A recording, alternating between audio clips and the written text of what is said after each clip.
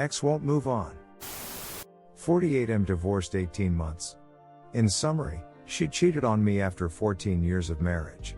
Affair with married co-worker. She admitted it. After a month, just had to leave. I know she was remorseful. Begged and begged me to stay. She did not contest the divorce or my settlement terms. She's continued to be a good mom and our relationship is pretty good. Of course, we both had a hard time. We were both mourning the end of the marriage for quite a while. We just kept doing our thing as single parents. Before the holidays, I started seeing someone. Not serious. More friends. She has a daughter. We recently began talking about introducing each other to our kids. They know nothing about us, so I texted my ex and let her know as a courtesy. She immediately calls and I can tell she's upset. I said that you're seeing other people and I am as well. This was bound to happen. She's now crying. So she screams that she has not seen anyone. Not even one date. Not sure I believe that said that. She was adamant and now a bit angry. She asked that I not have her spend the night when the kids are there and she's not ready to see her, so PLS don't bring her around. Wow, okay. Again, just friends. An hour later she texts me and apologizes. I thanked her. An hour after that she texts that she deserves this. I do not need any vindictive BS cheerleading here. I am still the head of this broken family and still need to lead as a father. What do I need to do here to manage this? My new GF is rock solid and will not allow any toxicity in her life. Neither do I. I am proud of getting this shit show settled down and need some input to keep it that way. Thank you. Update, well that worked. Nope. Ex has been giving me a hard time over me stating I was seeing someone. Actually just a friend. Either way she was all upset. Kept telling her to move on. Now she's obsessively texting. Mind you, we've been divorced 18 months.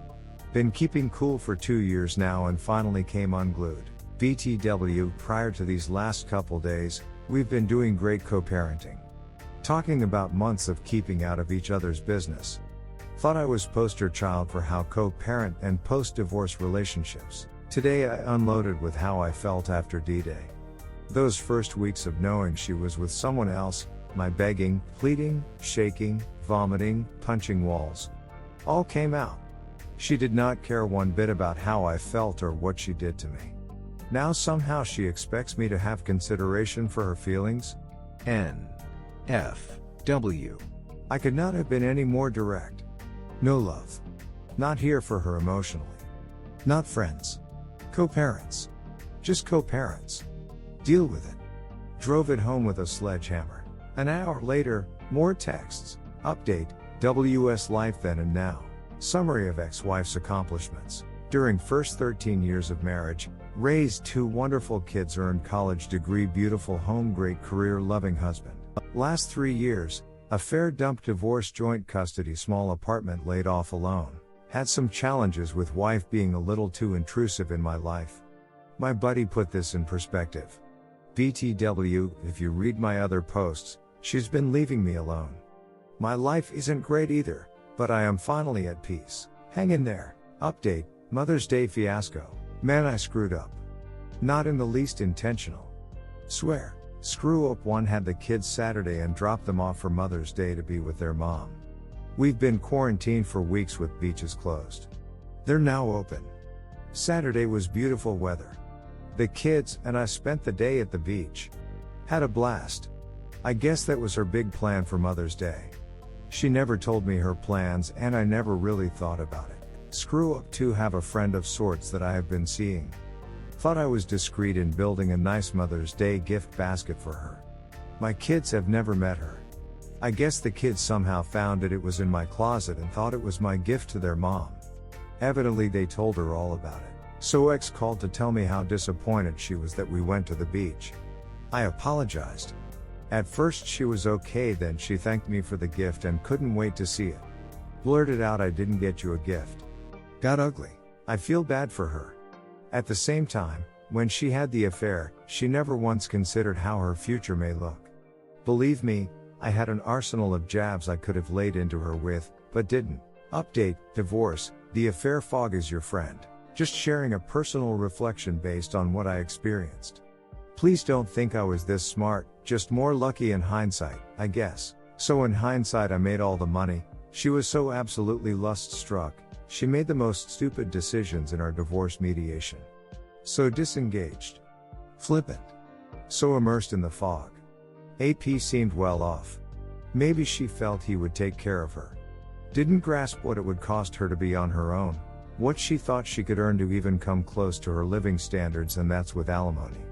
Couple of years that will be gone. My attorney was dumbfounded. It's already starting. She texted the other night to ask how to take money out of her 401k.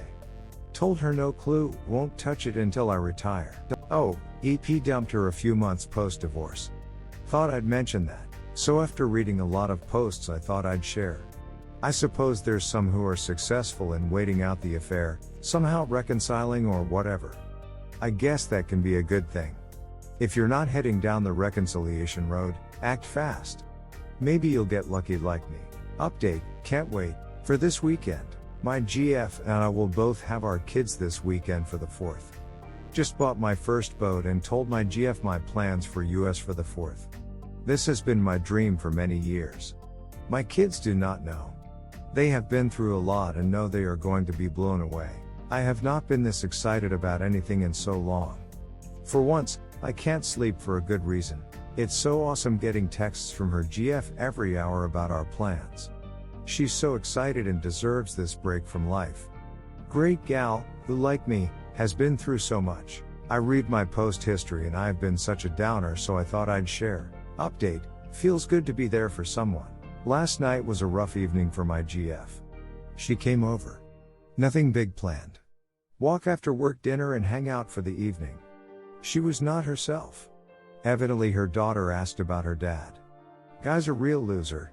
Pretty much abandoned them behind on child support, hit or miss on visitations, etc. We talked through it. Really heartbreaking. Add to that, GF felt guilty about leaving her with grandma that night.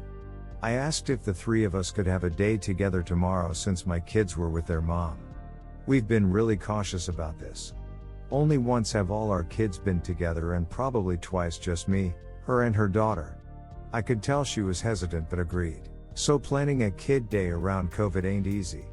We ended up going on a bike ride, takeout and a movie at my place. Was thinking it was pretty lame until I got that look from GF when she left. Must have done good.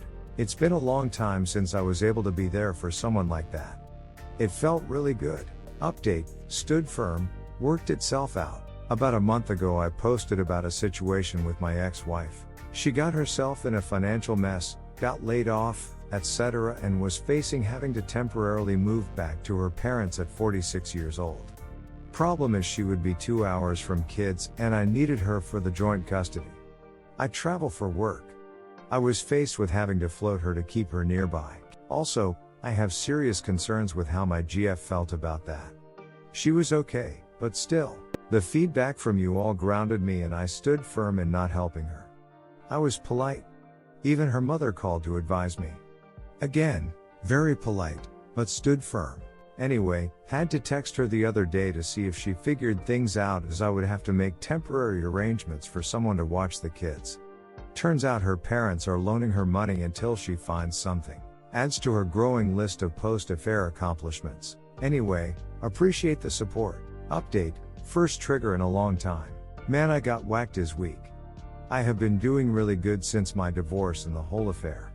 Honestly, in a great relationship, no triggers, no emotions. Really thought I had his thing licked. Heck, it's been over 2 years. I spend most of my time here giving shoddy advice, sharing experiences and getting help sorting things out with my ex and co-parenting. You can read my post history for more background on me. This week I was traveling for work. As part of my visit, I met with a candidate who applied for a key position.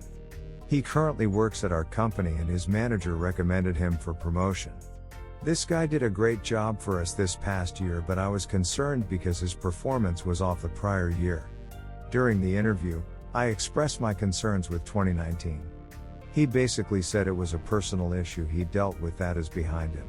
After the discussion, I circled back with his manager, conveying I am okay with the promotion. I said I guess 2019 was rough as he shared he was having personal issues. His boss told me his now ex-wife blindsided him with a year-long affair, left him and remarried AP after 20 years. I literally was sick. Could not concentrate all day. Guy busted his BTT for his family and this is how she treats him. I didn't sleep all night. Normally, I am pretty professional and don't talk this stuff at work, but it ate at me. I felt compelled to talk to him even though I don't know the guy well. Next day we met for an hour and I shared with him my situation, in confidence. His situation was almost identical to mine. Really hit home hard, felt like crap and at the same time felt good to actually talk to someone. Anyway, told him to call me if he needs to chat and welcomed him to the club. Update, pain shopping versus sincerity validation. As my relationship with my wonderful faithful girlfriend has been progressing in a positive, healthy manner, we have been discussing a lot about her prior relationships and my prior marriage which ended due to infidelity. These conversations are something neither of us had shared so deeply in other relationships. At least for me, it's very comforting and has accelerated the level of trust I have for her. Anyway, the reason I am writing this is, somewhere along a lengthy conversation over a few glasses of wine, we got to talking about pain shopping. As usual, she was able to provide meaning and context around what is pain shopping and the antithesis, sincerity validation. I thought this was really profound and want to share this. Pain shopping is repeatedly asking specific questions about facts or situations that occurred during the affair and/or the WS state of mind during the affair. If you are deciding whether to reconcile or are attempting reconciliation, answers to those questions are largely irrelevant. What's relevant is their state of mind now. Doesn't mean you don't ask questions. Sincerity validation is asking questions to understand how the WS feels today about the facts and events that occurred during the affair. It's verifying that they are genuinely committed to fixing themselves and the relationship.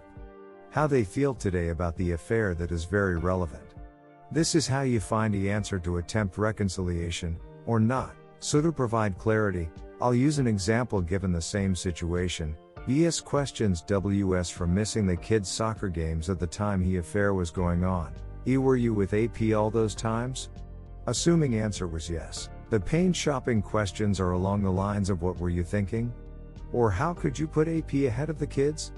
Clearly probing his state of mind during the affair. No matter what they say, the answer won't be of use or constructive. Obviously AP was more important is the truthful answer. It's likely how they felt then.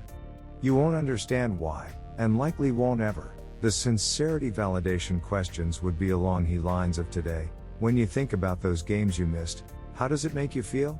Again, what's important is how they now perceive what they did. Is there guilt, remorse, regret, shame? Are they hurting or are they blaming you? Are they making light of it? Hopefully this gives you all something to at least think about. Not the best post, but hopefully makes some sense. A lot of advice I read is to not pain shop, which a lot of folks unfortunately take as don't ask questions. Ask the questions, but do so to validate the sincerity of their efforts towards reconciliation. Adios. Update, that moment, that look, that gift. Haven't posted in a while, but thought I'd share something about my situation. The one gift my ex-WS left me that has helped me many times. Things have not been good for her, to put it mildly. Nothing major other than things here and there. Things I find out about and things that tend to concern me for my kids' sake. I am a helper and fixer by nature. I guess that's why I stay connected to this sub. So when I find out something is going bad for her, my first instinct is to help. Of course I don't, but just saying. What I always reflect back on is this look she gave me during our final mediation session. Mind you, I was at an all-time low at this point in my life. This look is hard to describe. Her eyes just looked empty, unholy, evil, and at the same time her mouth was clenched as if to be fighting off a smile. It was as if she was enjoying my pain. Man, that hurt. It's still very vivid in my mind. So when I get in these situations where I think about wanting to help for that split second, my mind jumps back to that moment in the attorney's office. I do not feel vindicated or get joy out of her struggles. It's more a reassurance. I know I am in the right place in my life, doing the right things. I often wonder if she did not give me that look, or was remorseful looking, or if her eyes were full of doubt, how things may be different. So in that context, I feel like she gave me a lifetime gift. Am I crazy? Does anyone else have a similar point in time where they reflect to find reassurance and guidance? Update: good guys and gals always win, have faith. My infidelity and affair is now just a tiny dot in the rear view mirror. Sure, the memories are haunting and no question the lowest point in my life. I will never forget being nauseated for days at a time, confusion, stress never felt before, sleepless nights, suicidal thoughts, on and on. Thinking about the future was near impossible. Making it through each day was daunting. Been there. You are in a club no one want to be in. It sucks. I am now close to 3 years removed from that mess. Without a doubt, this life I have lived is nothing close to what I had dreamed. At the same time, by some miracle, I have landed on solid ground. My employer supported me through the tough times. I am forever grateful and am now more dedicated than ever. My career and performance is excelling.